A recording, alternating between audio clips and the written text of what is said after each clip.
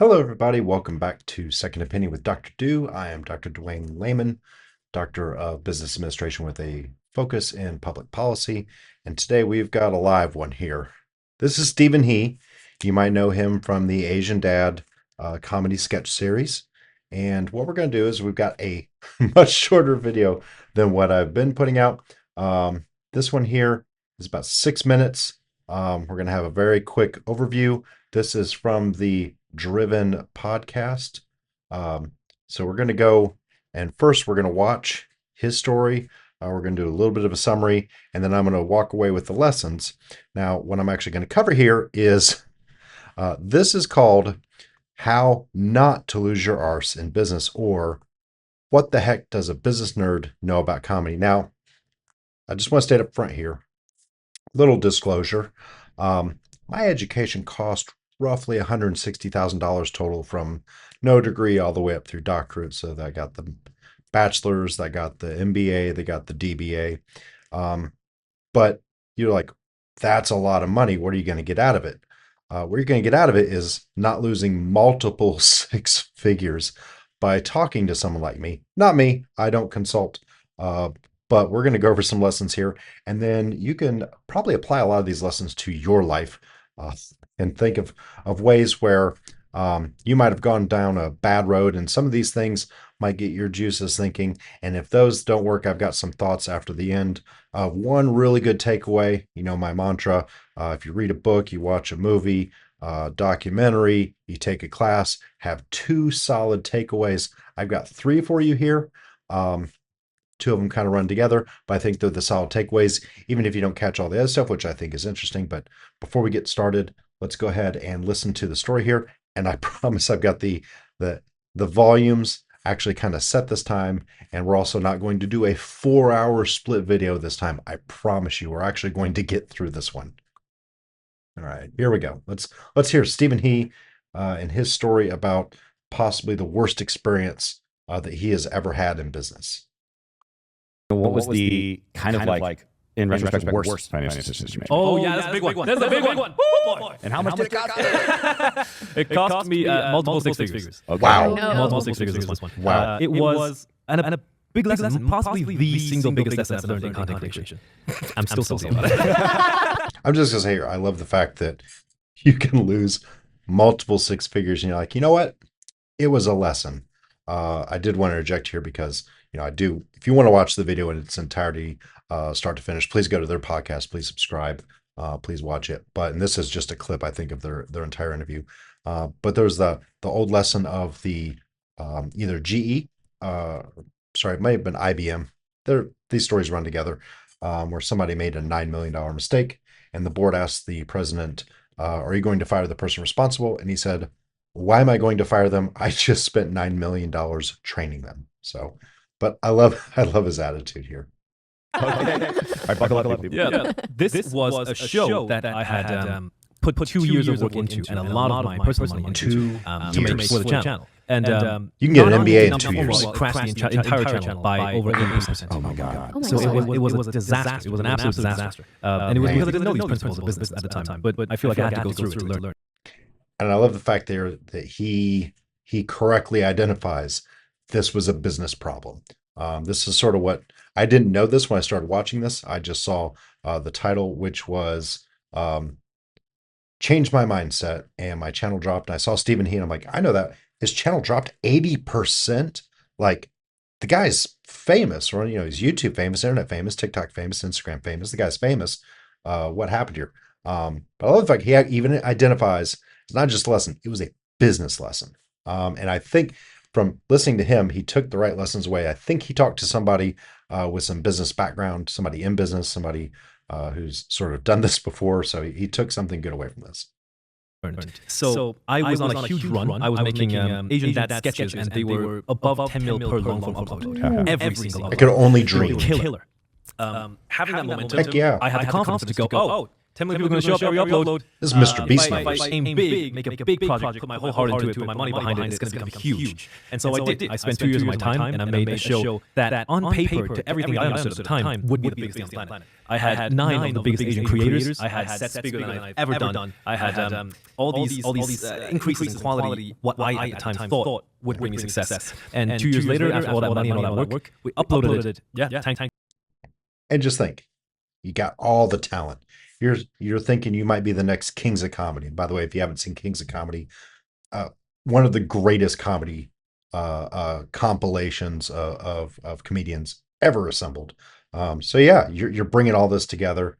Man, you've got the energy, you've got the views, you're ready to go. Everything seems fine. And the channel itself performed maybe 10% of my regular uploads, and it also dragged every other upload down to about 20% of what we did at the time. It was not just the loss on the production value. It was loss of the company. Yeah, it tanked the entire company, not just itself. Why do you think it was? Well, I spent the next 6 months studying. I can tell you why. I can tell you why. I was... He did the right thing here. He didn't go on, and just take a few weeks off or disappear for a couple years. He sat down for 6 months. It sounds like he went through a mini MBA, and it might be one of the reasons that he really, once this happens, you're going, what the hell? This is your livelihood. You're just seeing your rising star just crater. So yeah, I can understand. I'm sure he probably reached out to a lot of people to try to figure out what the heck. I mean, just imagine he did this, it doesn't do well, he's already crushed, and then he sees everything else go down, and the psychological toll and his motivation to do his other work that he's used to. Man, it's just got to be hard because he's still got to make money, he's still got to keep going, and he's seeing those drop off 80%. 6 months at least. I was really disappointed that next it was the only thing I could focus on. I was like, how the hell did this happen? Why didn't it work the way I thought it would? 6 month postmortem. And I have the answer. I think I do. What that show was not a sketch. It was 12 minutes each. It was a scripted narrative. It had different characters. It was of a different genre. It was still comedy, but not a sketch, like a 3-minute sketch. I did not have my favorite characters in it. I didn't do my favorite punchlines. It was a new product, a little too new. After I saw the plummet, I asked a lot of people, and I asked YouTubers, I asked he talked to people. Granted, this would have helped 2 years prior, but he talked to people and he got some honest answers. This is a key. A lot of people, they go in their own heads. They lock up, and they hide. It's embarrassing to lose money, to lose fame, to lose face. It's very embarrassing. And it takes a strong person to reach out when they failed and try to figure out what went wrong and not just cave in on themselves, blame themselves. Just because you can also just think, well, the market changed. I did all this right when my 15 minutes of fame is over. He's doing the right thing here. The audience, I asked consultants, professionals, and I think the greatest perspective that made me understand that performance was the audience subscribed for the 3-minute Stephen comedy sketch. Yeah. Yes. That's why they were there. That's why they clicked in every day. 100%. And I delivered a product that was entirely different, expecting the same result. So the metaphor story that I repeats came with so much. It makes it instantly clear, and it makes me look really stupid, is I am Apple. I make gadgets. No, I'm just going to, I get the self-effacement here, but it doesn't mean you're stupid. This has happened to so many creators. It's happened to directors. A hotshot director comes out with a movie, and the next 5 movies just what's the Gen Z? They're mid, right? Okay. It's sometimes you're hot, sometimes you're not. Not everyone has a hot hand. That's sort of a myth. Like basketball, they've got a hot hand. And you can beat yourself up, and you can think it was my fault. Yeah, it's your fault, or it's something to blame, but it doesn't mean you're stupid. But let's go back a bit here. That I came with that just it makes it instantly clear, and it makes me look really stupid. Is I am Apple. I make gadgets. No one buys it. Cool. I make computer.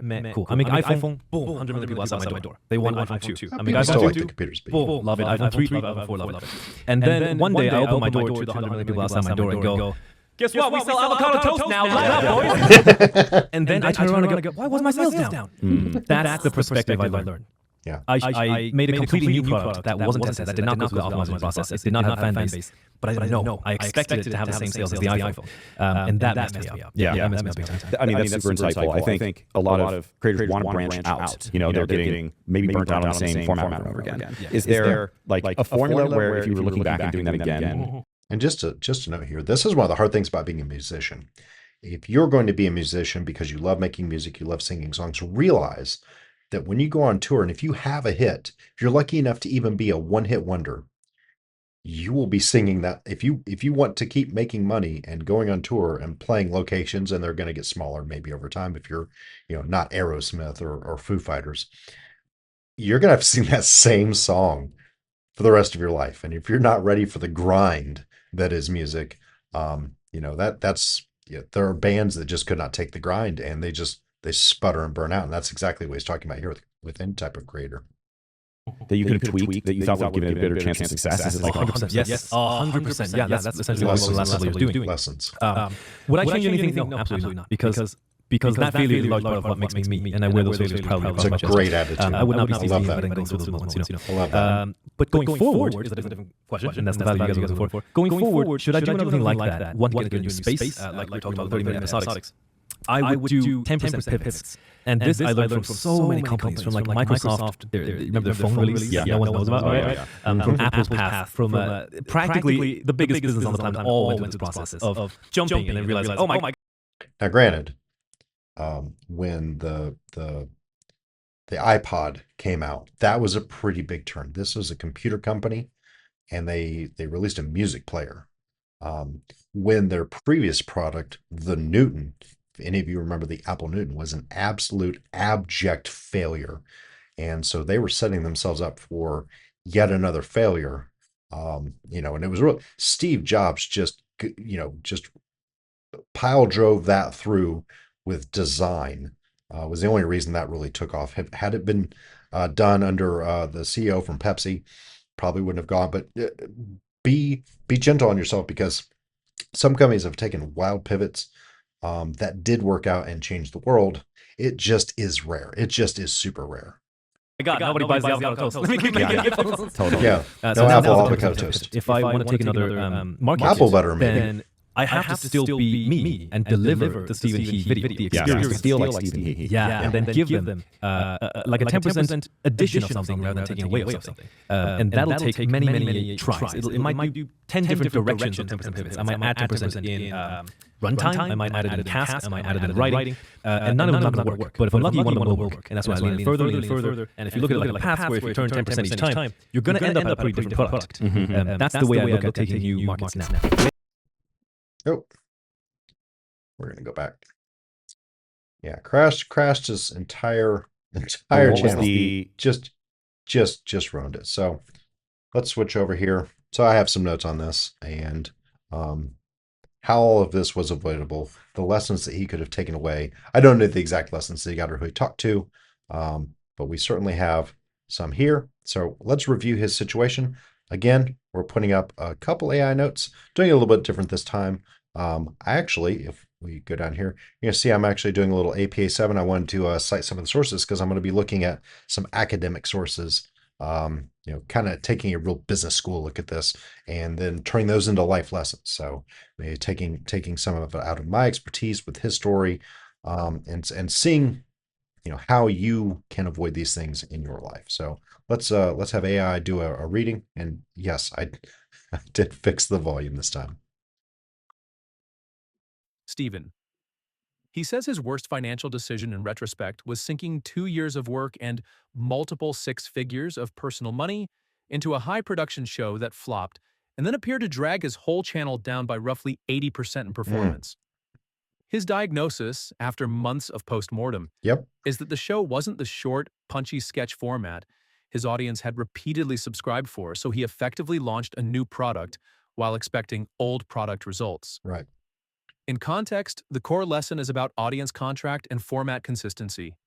Platforms and viewers both learn what you are, and sudden genre shifts can get treated like you've stopped delivering the thing people came for. Analysis. The channel crash, he describes, is likely a mix of lower click retention on the new format, plus the platform relearning who to serve the videos to once the established Yeah, and that's the thing too. Once you start messing too hard with that algorithm, the algorithm can drop you like a bad habit. The nightmare of everyone on YouTube, the absolute nightmare, is that the algorithm just doesn't love you anymore. And so you can go from number one hero to zero pretty quickly. So that's absolutely true. pattern breaks. His practical fix is a 10% pivot strategy. Keep the recognizable Stephen He experience, then iterate small additions, runtime cast structure, and only lean harder into the direction that proves it can hold the audience. Now, I'm going to disagree a little bit on the 10%. I think the 10% is actually a little high. 10% pivot is massive. A 10% pivot can represent a completely new product. It would, it's you can 10% yourself out of business. It was far more than 10% for Netflix to go from sending DVDs to streaming. That's a much larger pivot. That's one of those ones where you could destroy your business like the iPod or take off and go to the moon, as they say. But 10% is rather large for if you're, for instance, if you're an athlete, you are not looking to do 10% pivots or stretching yourself 10%. You don't go to the gym and just keep adding 10%. That's not big when you're small, but once you're getting up there in weights, 10% is a large increase over time. You're going if you keep 10%ing, you are going at a scale of logarithmic change away. That 10% gets larger each time you pivot away. And so you're pivoting further and faster as you go. And there's a reason I would say a 3% pivot max. 1 to 3% is actually what you want to pivot. Not only for this, but I think the viewers of Stephen He probably don't watch every single video of his. With that short form format, he's one of those that comes up occasionally in the stream, maybe even playing some old ones. I would say most of the viewers probably the fans that absolutely loved and liked every single one. Yes, they may have seen north of 85%, but a lot of others may have only seen 30% of his videos. So if you're pivoting 10% a month, or 10% a video, or just 10% a month, by the time the next video rolls around for that 30% viewer, you're way past where they're used to. And so I would say much smaller than 10%. But let's go into some of the lessons here. So I'm going to break this up. Here's what we've got. And I don't know sizes apparently. Hey, all fixed. There we go. We have a couple specials here. So we're going to do MBA lessons. We're going to do some psychology lessons. We're going to do some sociology lessons. We're going to hit some behavioral economics. I just wanted to hit that early. We didn't really have to. I thought I'd throw it in there. And then my special corner of my takeaways, once you kind of know these things, and kind of giving somebody, going to that ground truth, and I think the things you could take away that were also key lessons here that would lead you to these other things. You don't have to be an MBA to figure some of the stuff out. If you just take a few key things and maybe learn one tiny little lesson. He went away for 6 months to do a postmortem. I'm going to tell you a better way to do that and avoid the situation entirely, or at least know what you're getting into as you're getting into that situation. So let's start with the MBA lessons. That does not pop down in a way I like. So we'll start here with some brand fit, and we'll get the AI reading a little bit of this, and then I'm going to cut in after each one of these. So this is called brand extension fit typicality, and I'm versing this. This is not these authors. Brand dilution. A lot of you might know brand dilution. So think of Chanel selling phones. Think of Ben and Jerry's suddenly selling pizza.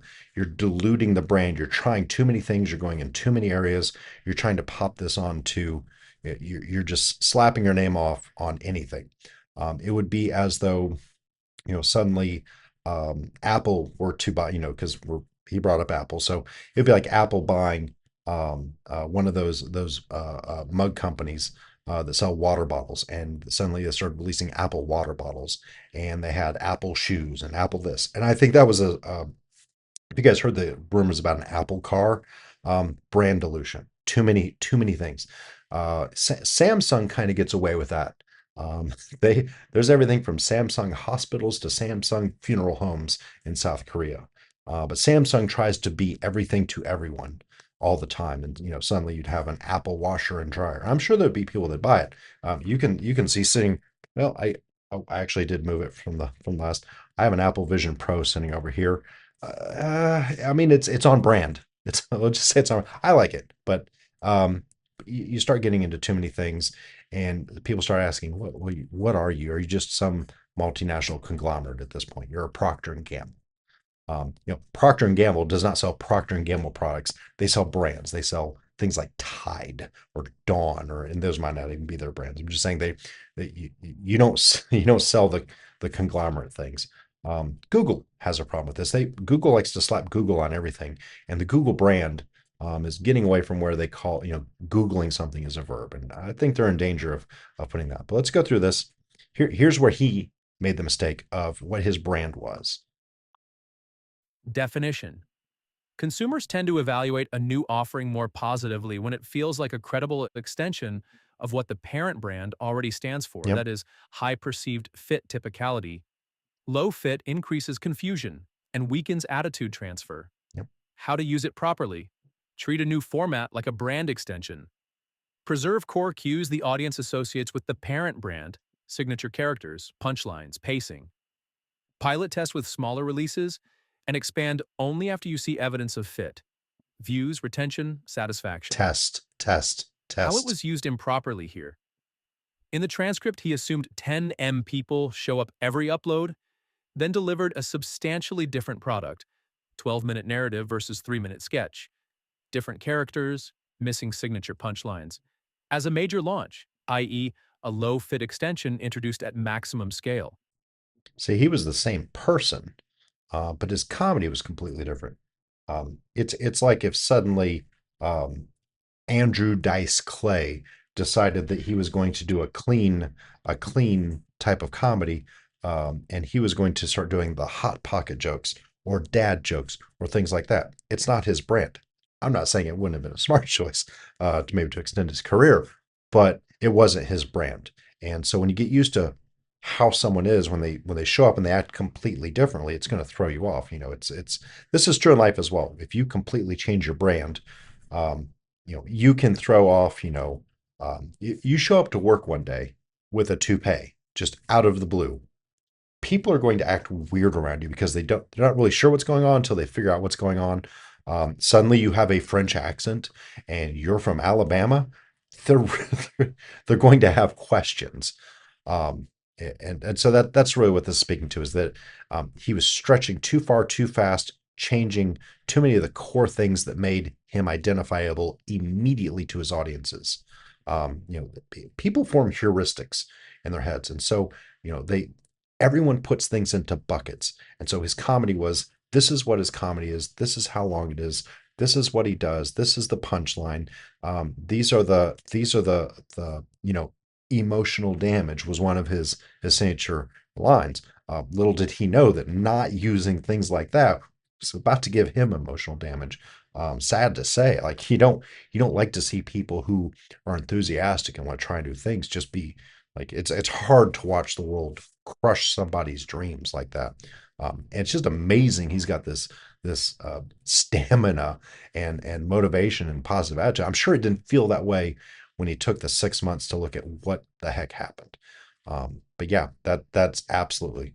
Let's go to the next one. And you guys will recognize this from my last 3 videos. I think in every single video I've talked about exploring versus exploiting. If you haven't, you're free to take the 5.5 hours to watch the last 3 videos. But sorry, I don't cut these things out here, so it's going to be a little live. Explore versus exploit. And what we have here is Stephen was exploring, and he went from 0% exploration to 100% exploration. So let's have the AI cover this, and then we'll talk about it a little bit. Definition. Organizations and creators must balance exploitation, refining what already works, and exploration, experimenting with novel options. Overweighting exploration can impose short-run costs and destabilize performance. How to use it properly.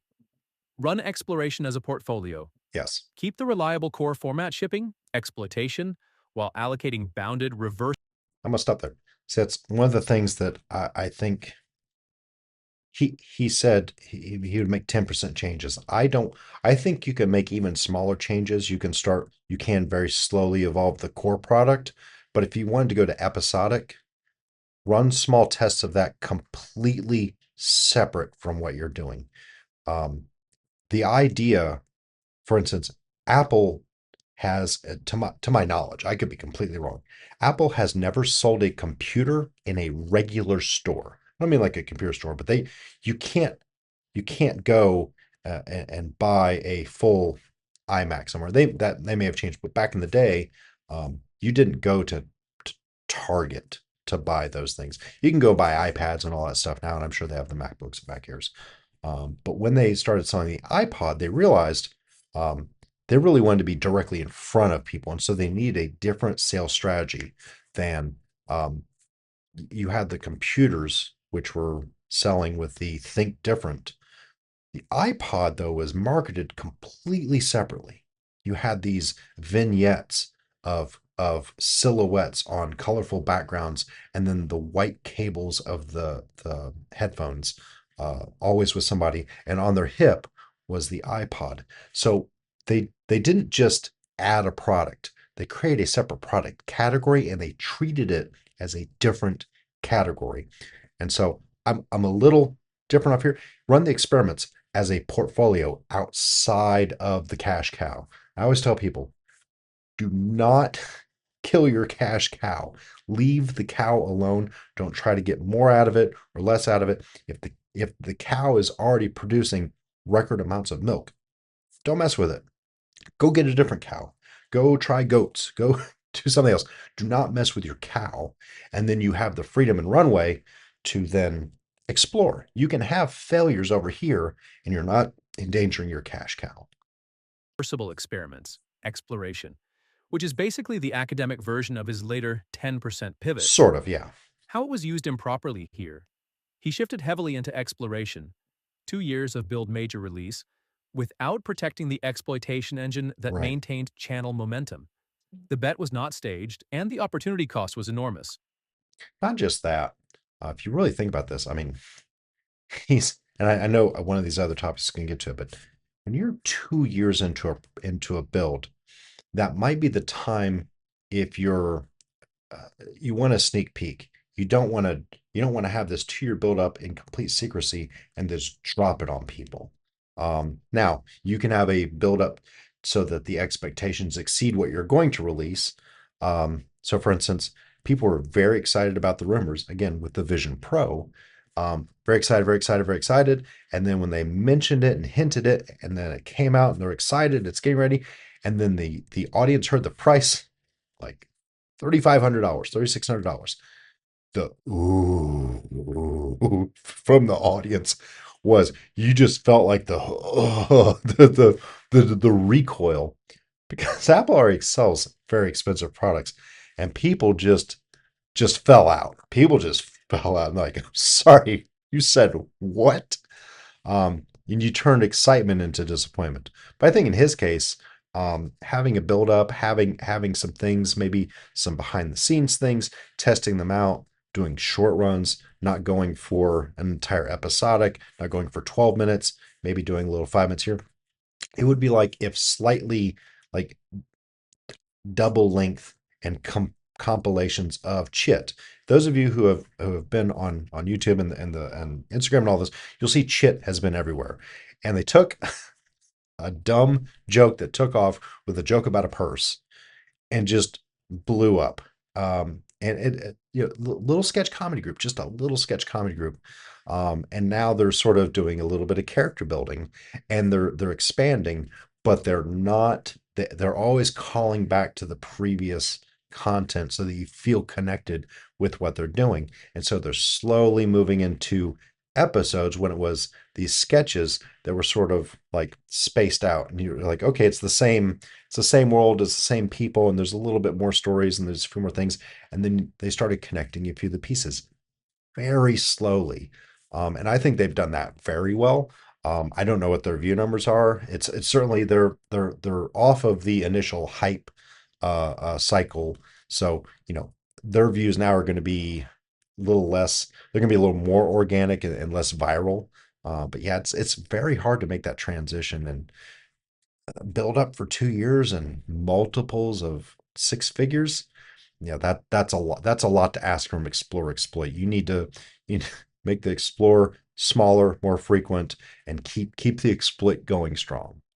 Let's go into some. It's probably going to do this to me again. No, it did not. Psychology lessons. So we're gonna. How does this affect someone? I'm not imputing this to Stephen himself, but how can this affect somebody with the audience? What could he have thought about his audience specifically in this happening?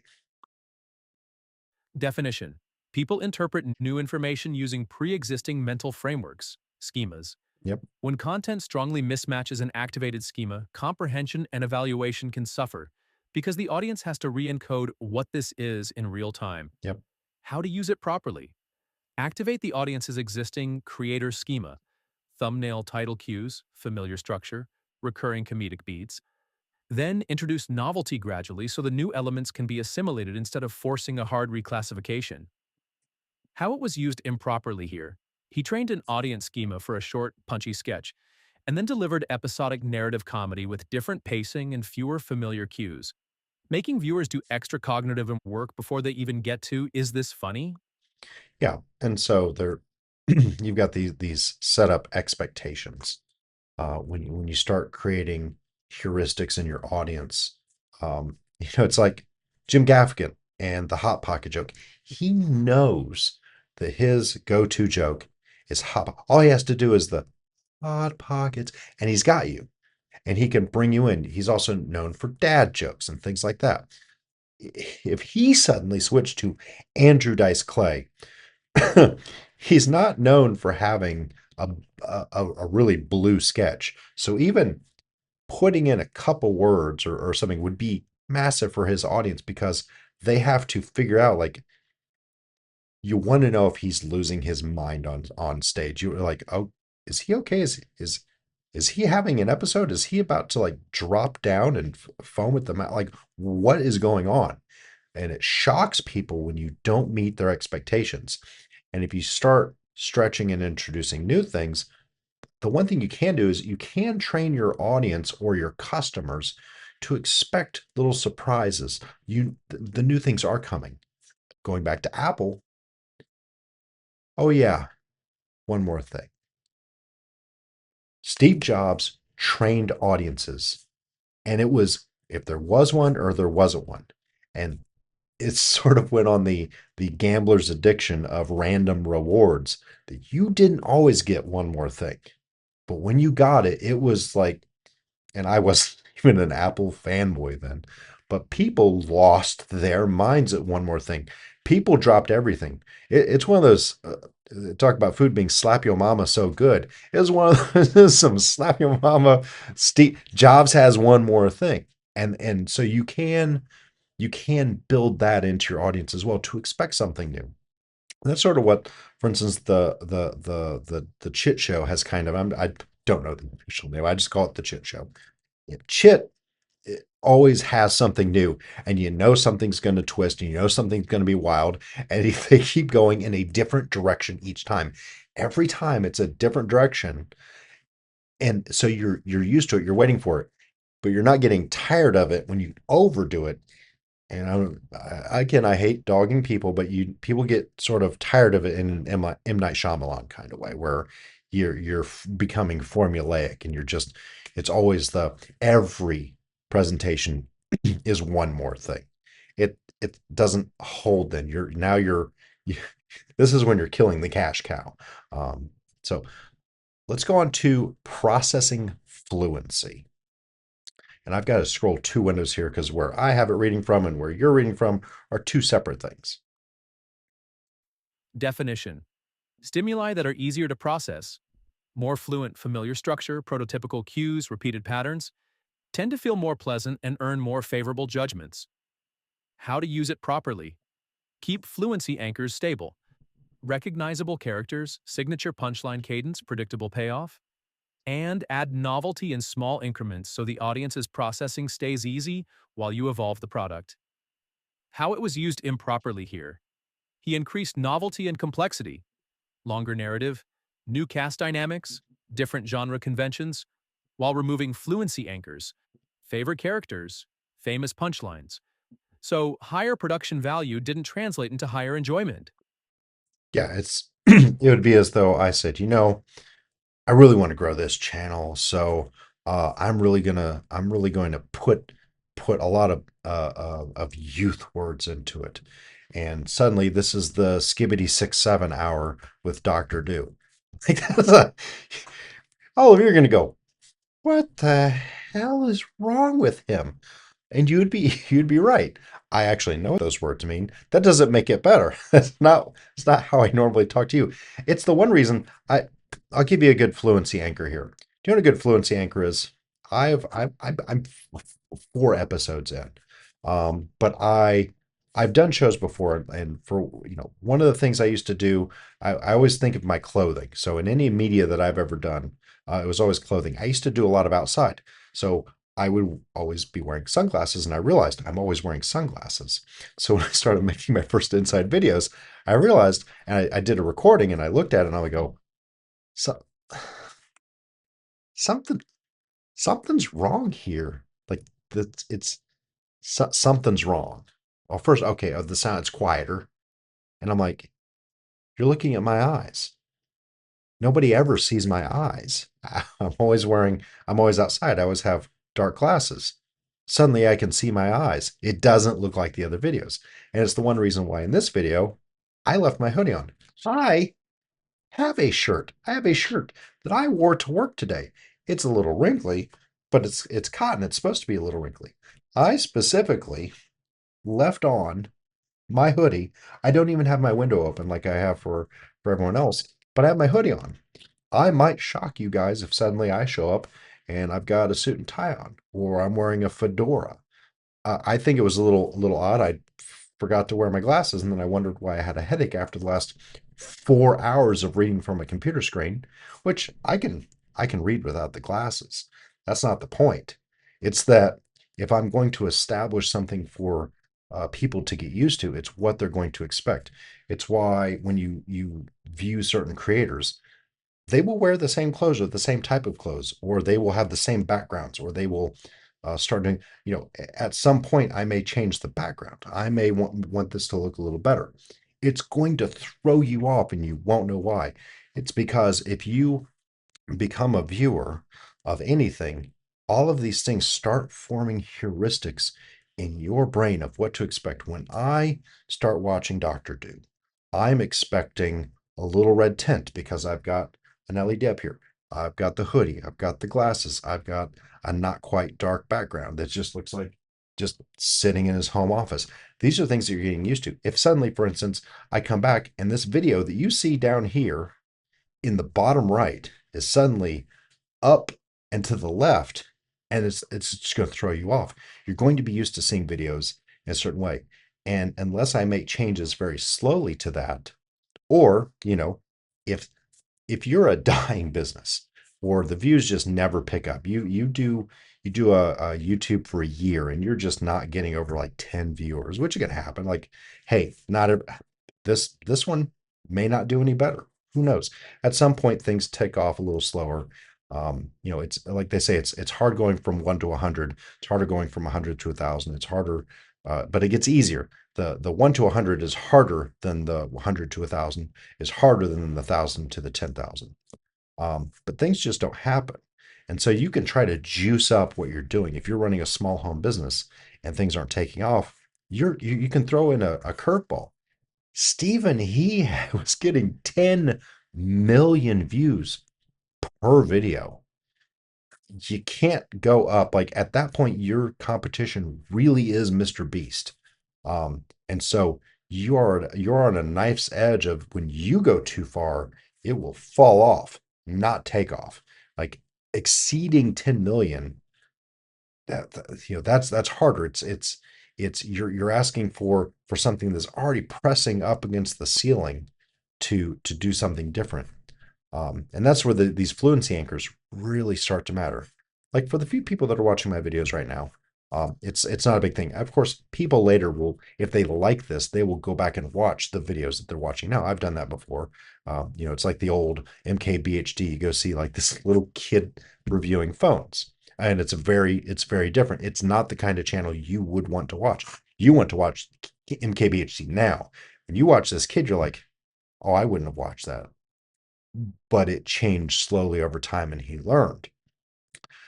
With Stephen, he was there and his fluency anchors were set in stone. And because he didn't already make multiple types of videos, he was kind of locked in. So one of the things he could have done was not do that from the beginning. Even though he saw videos taking off, he could have kept the odd video out a little bit just to keep the door from closing on him. Just to keep that there and say, no, I'm not allowing that door to close and becoming siloed into this one thing. So that's one thing he could have done a little bit, but it's very hard to do. Once you see something working, you lean into it.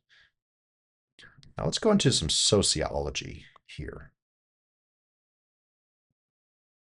We're going to move much faster. So I'm going to let most of this read because I really want to get to the end on what I've got here. I really did want to keep this to a single hour. I will not be able to do 5 days a week if I do more than an hour. Definition. Preferences and what counts as good, valuable, are shaped within social fields. Cultural capital, recognized competence, style, legitimacy, helps actors succeed in a field, and audiences interpret works using field-specific By the way, when they say actors, they don't mean like stage actors or film actors. That they mean people in the world acting. codes. How to use it properly. If you want to move into an adjacent field, for example, from sketch comedy to episodic narrative, you typically accumulate legitimacy and translation bridges over time. Collabs, hybrid formats, Yeah, and repeated signaling that teaches the audience the new code. that's the How it exploration. was used improperly here. He attempted a rapid repositioning without first building the audience's shared interpretive code for the new field, so viewers applied the wrong code, expecting the sketch field, and judged the work as a mismatch rather than an evolution. Yeah, and he mentioned that he felt it made him feel stupid. Um, I think if you kind of look at it, it's not only that his audience may have felt duped, and that was certainly not his intention. If that was his intention, yeah, he should feel stupid, but I don't think that was his intention. So the audience came in. It's like if you suddenly came in. I think there was if you watch the movie Man in the Moon with Andy Kaufman, and people wanted him to play his character from Taxi, and he got mad, and so he just had a book play on a record, or he read a book or something like that, because he wanted to do something different. And it actually made the audience angry, because anger always, and this is one of what you're going to hear me say this a lot, anger and rage and all of those negative emotions always come from unmet expectations. And anytime you uh, lean into setting an expectation with somebody, and this could be your romantic partner, this could be your coworkers or your boss or your children, when you set an expectation and break it, there's where the negative, when they have an expectation and that expectation is not met, you break trust, you make anger and things. And so this is exactly what this is going into with field theory here, is in the world. You are creating these social fields and cultural capital over time that is giving you those things as being recognized of having competence and a style and being legitimate. A comedian has established they are legitimately funny. And so if you break that expectation, you break all of that too. You're no longer funny or stylish or competent. So that's really what that's going to. Let's go to the next one here. This is really good stuff. Definition. Audiences are Uses active. and They choose gratifications. media to satisfy specific needs. For example, quick diversion. Mood management. So again, quick here, just like this is about these two, sociology is about the audience. You know, audiences are coming to YouTube and Instagram Shorts for a reason. They want a specific thing back, and so that's what it's actually listing. So let's go back over this. Definition. Audiences are active. They choose media to satisfy specific needs. For example, quick diversion. Mood management, social sharing, identity reinforcement. Media compete with other ways to meet those needs. How to use it properly. Identify the core gratifications your audience reliably seeks from you, then ensure any new format still delivers them, or clearly signals a new gratification to a new segment before scaling the change. Yep. How it was used improperly here. The audience subscribed for a specific gratification, 3-minute comedy sketch, per his own postmortem. But the new show offered a different gratification profile, episodic narrative. He expected the same need satisfaction with a different delivery system. And that speaks to some of those gratification points. So if you know what your audience wants to do with the product that you're giving them, for instance, sending someone a 30-second sketch or a 3-minute sketch, or a short or a GIF, it's part of that social sharing and identity reinforcement of in groups with your friends. You both like these jokes. You share this type of content with each other. What is your audience supposed to do with a 12-minute episode? It's a narrative. It's people acting. You're not riffing like comedy is very much riffing like I am. Like I knew what the notes are, I knew the basic points and the beats, and I've done this before. I've sort of been down this road many times. This is a new show, but it's not new to me, and so I sort of know the beats of what to hit that work for me. That doesn't mean I'm good at it. It just means I know how to hit those. And when you go to acting and you've got a script, you're gonna act very differently than memorizing a script or anything like that. So if I can do this very well, I can get up and riff all day long. But as you've seen, on the few times I've read, I'm not a good live narrator. I would not be a good actor on stage. I would not be good giving a presentation. I can speak in front and I'll have my notes, but I will mostly riff that. That's what I do. And what he did was he took an audience that expected that, and his whole demeanor changed. And suddenly his identity, which was tied to their identity through a little bit of parasocial, changed, and they couldn't share. And they didn't get the quick diversion. Now they've got this. They got Netflix. They've got a Netflix episode here. They've got an episode of the Brady Bunch. That's 12 minutes without commercials. That's what they're dealing with. And so it's handing that. It's like, ooh, my cheesecake is here. My cheesecake is here. My cheesecake is here. And you sit down, and it's like, this looks good, but I didn't want fish. I want cheesecake. I'm sure the fish is wonderful, but I have my heart set on this. And that when they see his video, that's what's happening here. And their needs that are not being met. And that's where the frustration. And that's also for those, even though the algorithm did change, it's also why the audience didn't respond, because once they got burned, they didn't want to click another video like, I had a bad experience last time. I don't want to repeat that. Scroll past. And so the algorithm is also the even if it's just a few extra people scrolling past, the algorithm is feeling those people scroll past. And that can happen in life too. That can happen to a small business. One bad hiccup, one bad experience, mixing up your baking powder and baking soda in your recipe, and suddenly it's just a constant drop off. And then if you're using something like Yelp or Google Maps and they see the traffic drop off, you just start falling in the rankings. Like it doesn't take a lot in today's world. All right, let's go to the sunk cost. Now, most of you know what a sunk cost fallacy is. It's pretty common, but let's go over it anyways and kind of go into the issues he was dealing with now. Definition. People show a greater tendency to persist with an endeavor after investing time/money/effort, even when those past costs are unrecoverable and should be irrelevant to the forward-looking choice. How to use it properly. Stage investments, cheap tests first. Set explicit kill criteria before spending big, and make go/no-go decisions using marginal expected value, future cost benefits, not past spend. Why do you think I don't edit these videos? Why do you think I've got basically a 3-camera setup? I'm sitting here, I got a little bit of software. None of this is new to me. I don't have fancy transitions. I have the camera. I have YouTube. I have my notes.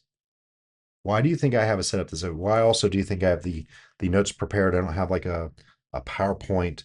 It's low production value over here. Because until there's an audience, um, in any type of monetization that would come of this, um, me going out, and I've done this before. I've actually created green screens way back in the day. I used to, back before podcasts exists, um, there was real audio and shockwave, and I and a few others would belong to a sort of game collective where, if I don't know if any of you would possibly remember what Planet Fortress was, way back in the day. You could have your own website. If you were kind of known in the community, they'd give you a website, and most people would create a website, write about the type of game that they followed. Kind of like, this is like, it's like the old west version of Twitch or something like that. There was no YouTube, and I started getting into video. And so this is on dial-up. People had to download and watch these videos. But I had a computer with a nice card to do video work. It did enough processing that I could set up a green screen. And so I actually got a board with lights behind it that would glow behind me, that would actually do an outline. And on top of it, I would put the game behind me. And so I was someone who liked to review maps of games. So map is basically a world that players go into and play, and they would often play the same ones. So I would go into these maps and I would take screenshots of different places, and it was sort of a capture the flag. So you had a team would have a defense and an offense, and the defense is protecting and the offense is trying to get through. And so I would take different positions and talk about where you'd want to put your player and what you'd want to do things. And I would stand up against the screen. I put a lot into it, and it was fun. And back in the day, I gotta say, I was probably the most, except for like, you know, Justin TV or something like that. I was the most popular video guy online. There was that wasn't a lot of people. There were people actually watching these, was like 3,000. Like, it wasn't a lot of people, and there was no money in this. And yet, this is before G4 TV even existed, when they tried to do this and make a TV version of internet video before YouTube took off. So this really goes into having all that experience. Yeah, I'm on a 1, 2, 3 camera setup. That is why this new show is exploration, not exploitation. The equivalent of what Stephen he did is, let's say I'm doing so good at business, at being a guy who uses his business mind. And so I'm going to do this because I'm using my business mind, and I'm going to quit my day job. That's basically what he did. You don't kill your cash cow. Have a little common sense. That's why we're talking about sunk cost fallacy here. And that's where getting into a 2-year project when you've never even tried it once, throw together a 12-minute sketch that's dumb, has no real script, has no real sets, make it look overly dumb, lean into the dumbness of it, lean into behind the scenes of your normal sketch, do your normal sketch, and then break character, be like, and you're just, you could have done something like that where it's like, what is it? Line, and then like, line is emotional damage. Oh yeah, and then he comes back in. Like, he could have played that and tried the longer sketches and done a few things. And if that failed and all he lost was a few views, and they're like, oh, he's silly, and he just went back, no harm, no foul. He could have done things like that. Getting in 2 years, multiple 6 figures. Man, he could have done it with $50 and a couple friends that didn't mind being on camera and being a little famous, and they could have hidden behind cameras or something like that. This could have been workshopped so much. And this is true in all of business. Before you go and spend your life savings selling Mary Kay or Tupperware or an MLM, here's an idea. Before you get into your MLM, try something. Go to the store, buy the thing you want to sell or the whatever, and then just try to sell it to strangers. Not your friends, not your family, not your workplace. Try to actually go to strangers. Knock on all your neighbors' doors. Ask them, like, hey, I was thinking about selling this. Would you want to buy this from me? Well, that sounds painful, doesn't it? Well, that's what you're getting into. You know, workshop these, try them out. If you're good at it, great, go forward. Start taking more exploratory steps at it, and then you're going to build something up. But don't think that you're going to be the shawarma king of DC. Like, I love my shawarma in DC. You give me my falafel and my shawarma, but I'm like, I made some at home, and yeah, I just I do this little thing with sour cream, and I did this thing, and I go out there and I don't know anything else about that business, and I just sell my house, sell my car, and I'm gonna have a food truck. What do you think's gonna happen? Exactly. I'm probably not going to be on Shark Tank with Dr. Drew's shawarma recipe. Like that's not going to be a thing. I'm going to fail. I'm going to fail badly. Because there's so much more to it. I didn't, you could try those things out. Go to a state fair. It's like, hey, I don't see any shawarma. Say, you guys mind if I try like I'm gonna do a 1 day booth? Can I do like a 1 day booth? And I'm gonna make them ahead of time, sell them till I'm out, fold up my table and my umbrella, and I'm gonna go home. You can workshop about anything in this world. Do not sell it all and go out. That's why they say, it's kind of a myth, but lottery winners going broke. It's usually because they take their entire millions and then invest all of it in something really dumb that's a failure. They do this, but with their entire lottery winnings. And then they're actually in bankruptcy. Like that's what happens. So let's go a little further. We've got prospect theory. This is our last one here. Prospect theory is a little different, but it's about how you think about these things. One of my favorites. I'm a huge fan of Kahneman and Tversky, as well as Richard Thaler and Sunstein. Sunstein, I love your work as well. Definition. People evaluate the outcomes relative to a reference point. Losses typically feel larger than equivalent gains, and decision weights can distort how people respond to risk, Fear. especially around gains versus losses. How to use it properly.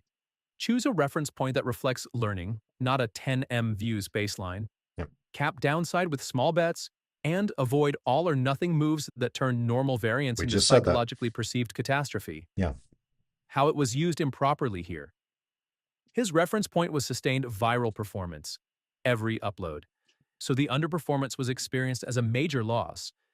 The initial big swing strategy implicitly overweighted the upside while underweighting the probability of audience algorithm rejection. If your child is not a straight A honor roll student, I'm not saying they shouldn't apply to Harvard. I think everyone should. If you've got the money for the tuition, you shoot that basketball. You go for it. Go long, slugger. Go long. Do not put every hope and dream. And don't say, okay, well, where did you apply? I applied at Harvard. Where else? Oh, nowhere else. I'm getting into Harvard. Oh boy, the pain of that loss. That person may never go to college. There are plenty of great colleges. In fact, it's detrimental to most people to go to an Ivy League college. They're so used to being the big fish in their school, the smart one, the winner of debates and speeches and valedictorian. They are now going into a pool of people who are, except for a few of those people, everyone else will be smarter. And they've already been there for several years. They are getting into the deep end that they're not prepared for. And so even if you get in, like again, not meeting expectations, you expect I'm a winner and I go here because I'm a winner, but I go here and My professor just gave me a C and told me that I do not spend enough time reading and do not ever show up in his class again until I've actually read the entire book and understood it. And then also the other reference books that I've got those as well. Suddenly they're not a winner. And the pain of that loss can be so crushing because the expectation was set. It's not the, we should feel sorry for the Harvard kids. It's hard to explain. I do feel sorry for those kids because their expectations have been set so high. The emotional pain of just being crushed and suddenly feeling that imposter syndrome of I really do not belong here. You know, if you know and you're honest with your child and you're like, hey, you're a great student, but I really think you should take a couple years at community college, explore what you want to do first. If you still want to go, you still got the application. I don't know, maybe Harvard says no the second year. If so, I mean, you can. I guess, take your shot and suffer the slings and arrows of great misfortune. But it's not the prize you think it is. If your expectations are that you're always going to be number one. Um, Same with these other big swings. Take a big swing, but do it in such a way that you're not crushing all of your expectations. You put all of your dreams into this one tiny little basket. So now we're coming to Dr. Dew's special corner. And by the way, under here, just because I'm going to flip through, I actually do have, if any of you can rewind this. That's going to be the YouTube we just watched. And there are the actual papers that you can go and look them up yourself. Some of them are actually not too bad to read. I would suggest just read the abstract. You don't have to read it, just read the abstract. You're like, oh, that's interesting. You can actually learn what they really tested for and what they really wrote about. Always fun to do. You don't have to be an academic. Like it's like getting a free college course without having to read the book. It's like you read the abstract. It's supposed to be written for regular humans to read, unlike the rest of the paper, which is not written for regular humans to read. And then if you still have questions about it, just ask AI. Simple as that. Dr. Drew's Special Corner. Okay. What are the lessons that Stephen he had that you need as well? Have friends who are willing to be honest and tell you no. For instance, take a look at Elon Musk and his idiotic Twitter ideas. There's a reason that every single brand decided to leave, and he has destroyed everything that was potentially good about it and lost so many. There's people there now for the AI, but he didn't have to. He alienated a brand when the social narrative was that they were like, okay, okay, everyone, calm down. He actually might be able to fix it. And then instead, he did all of the worst things and then some. So everyone around, and the reason he did that is everyone around him kisses his ass and nobody can tell him no. And now he couldn't get a friend to tell him no. Get a friend that can tell you no. If you have nobody around you who has told you no in a while, I feel sorry for you. You are going to live a life of pain and misery when you hit a brick wall, and they're just going to keep coaching you on and coaching you on. They're going to be such sycophants until you crash headlong into a wall. Some people in this world could have been told no. P. Diddy, anyone? Someone should have said, hey, buddy, maybe you shouldn't do that. Do you think he had anyone around him in his crew that said no? Of course he didn't. That's just a story that happens again and again and again, but it does play out on the smaller scale with the rest of us. Have people around you who you don't need to have buttholes around you, but you can have people who are honest with you. And they may not be like, no, that's stupid. They might not say that to you, but they're like, I don't get your idea. Like it's not connecting with me. I don't get it. Have those people around. Number two, and you can do this in your entire life with any project you want to do. You can even do this before you cook dinner with a new recipe. Do a pre-mortem. Stephen did a great job here. He did a post-mortem, and there's nothing wrong with doing a post-mortem. He spent 6 months talked to people, did reading, reviewed. The key is what I got up here. You know how long these notes actually took me? A little AI, making sure it got the actual sources and actually documented those for me, and then cleaning up the formatting and all of that. You know how long this whole thing took me? 10 minutes. 10 minutes. What a pre-mortem does, so post-mortem, after action. Post-mortem doesn't mean anything bad happened, but if you want to review an after-action report, same thing if a hospital has a mass casualty event, they're going to do a post-mortem. What do we do right? What do we do wrong? What can we do better next time? Police, same thing. What do we do right? What do we do wrong? What can we do better next time? A lot of times when it's public, people aren't very free to speak, unfortunately, so they kind of suck when they do them in government, unfortunately. People don't like to be people don't like to admit what they really did wrong. I could name a certain large national organization that recently did a postmortem on their performance.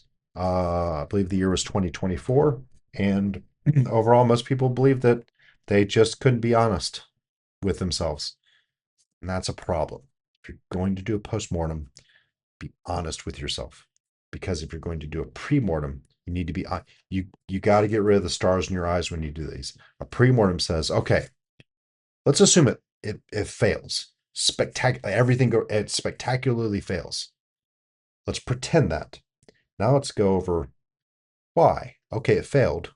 Okay, well, if it fails, then maybe on every day we filmed, someone else was sick, and so it pushed our schedule. Or, oh, what if the audience doesn't respond? Well, and then what you can do is once you've done those things, like what this would have been a pre-mortem if we just would have said, oh, it's horrible and it wrecked the whole channel. Why would that have happened? And then we explain this, say, okay, well, there's a big format change. That could fail with the audience. There's no connection to the characters. That could fail with the audience. And what they might have done is said, okay, let's start adding a few. Let's take the time down. Let's take the budget down. Let's take the characters down. Let's connect some more of the jokes and rein this thing back in. That's what would have happened. And if Steven had done that little bit and had, instead of 6 months after, 2 years before, had this idea and said, I'm going to take 6 months, talk to professional friends about this who are going to be able to tell me no, or who are neutral and are not my friends. I'm going to talk to professionals. Like this was 100% avoidable by just talking it out, writing some notes, having a meeting. Whiteboards everywhere. I said the cost to him for this was more than my entire doctorate of business administration. It would have taken more time. It would have been cheaper for Stephen to pay for a doctorate of business administration and then know than to have this failure. When you start scaling things like that, a phone call, it would have at least served a phone call. And if you go into one of those meetings, you're like, okay, I know a friend, he does business, let's talk about it. It's like, oh yeah, you're great, you're the guy. And you get a hype man. Okay, that conversation, just throw that conversation in the trash. Treat it like the ice cream it is. It was fun, it tasted good, but it's absolutely worthless to what you need. And go talk to somebody that has a level head. Does not, you win, lose, or draw, it's not going to affect them. You could completely lose your career. It does not matter to them. And is just willing to give you advice and talk straight, and also kind of understands your industry a little bit. Like that would also help. So, you, like Steven said, he talked to other creators. This would be the time to do that pre-mortem. I'm like, I don't really, I don't know what's wrong, but I'm feeling something's wrong. What do you think? That's a good way to do it. It feels like something's off. What do you think is off? Like I feel it. You're giving them permission. What do you think's off about this? Do this with your friends. The next time you have an idea that's big and you want to try something, just tell us, like, hey, Sally, is this something? I don't know. Something feels off. What do you think's off about it? And they're going to go, well, is it the this or is it the this? And they're starting to be honest with you. And it's not that they're dogging your idea, but everyone's going to do things differently. And some things are going to strike them, but they don't want to upset you. They don't want to offend you by telling you necessarily no, but you can encourage that from people. And the last one, before we wrap this up, sunk cost success magnets. Now I'm just going to kind of read here because I think I did an okay job. Just like Mark Zuckerberg, you have this one really good idea, the Facebook, and you float through buying up other people's good ideas like Instagram and WhatsApp. But whether it's the Facebook phone or the metaverse or Llama AI, you never catch lightning in a bottle again. Your mistake, you think your raw genius produced the $1 billion idea, when in reality, you're just in the right place at the right time and really lucky. And you happen to be good enough to carry it out. I'm not going to put poo-poo the talent just because someone's lucky. It still requires talent to execute. So that doesn't mean you're like a genius idea guy. I think everyone likes to quote Edison, found 1,000 different ways to not make a light bulb. Oh, that's just persistent. But nobody likes to talk about his failed attempt to run DC current nationally, and how his company electrocuted a damn elephant to scare Americans away from AC, which is in nearly every home in the world now. I think there's some DC in like small villages on un-AC solar or wind. I think even wind has to be. I'm not even sure about that, but the world's AC everywhere, regardless of the different plugs in different countries in Europe and all that. They're all AC. He electrocuted an elephant because his head was so far up his ego, and people won't tell other people no because Edison's the genius, Zuckerberg's the genius, Musk is the genius. Whoever the hell ran Blockbuster was geniuses. You can't tell them no or that they're making a mistake at BlackBerry. You can't tell people no and they're making a mistake, and you've got this weird, goofy AI pin that blows up on people's chest, and they also go out of business. Like, it happens again and again and again. What helps? Have people who will tell you no. And don't assume everyone else is dumb who says, you might be a psychotic monster for electrocuting elephants. Or if Elon Musk would take the advice, he could let that sunk cost in. Anyways, that's my time. I almost made it to an hour. It was shorter. It's technically a shorter show. That's an improvement. And I was 10%, right? No big changes. 10%. That's not too bad. Normally a 6-minute video would have been a 6-hour follow-up from me. I think we covered some interesting stuff here. A little more academic, but I think the two big takeaways. Have people around you who will be honest with you, and think about things failing before they fail, and then you have to think about things and also sweep up the mess. Anyways, Dr. Do here. I appreciate you all. Thank you for watching, and I will see you next time. Bye now.